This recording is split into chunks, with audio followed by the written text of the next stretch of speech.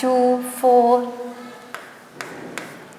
നീ എന്താ കാൽക്കുലേറ്റ് ചെയ്യുന്നത്? ഞാൻ N2ന്റെ ബോണ്ട് ഓർഡർ കാൽക്കുലേറ്റ് ചെയ്യാം. അതിന് ഇങ്ങനെയല്ല കാൽക്കുലേറ്റ് ചെയ്യണം, സിമ്പിൾ ട്രിക്ക് ഞാൻ പറഞ്ഞു തരട്ടെ. ഇതിന് സിമ്പിൾ ട്രിക്ക് ഉണ്ടോ?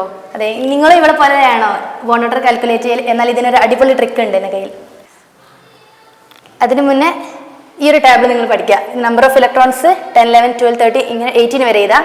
അതായത് ബോണ്ട് ഓർഡർ ഇത് എഴുതാനൊരു സിമ്പിളായിട്ട് 1 1.5 അങ്ങനെ 0.5 വ്യത്യാസത്തിൽ 3 വരെ എഴുതാം. പിന്നെ അവിടുന്ന് ഡിഗ്രീസ് ചെയ്യുക 0.5 വ്യത്യാസത്തിൽ.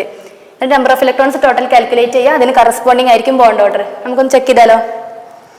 ഇപ്പം N2ന്റെ കേസിൽ ബോണ്ട് ഓർഡർ എന്ത് വരും? 3. ഓക്കെ, N2ന്റെ ടോട്ടൽ നമ്പർ ഓഫ് ഇലക്ട്രോൺസ് എത്ര? 14.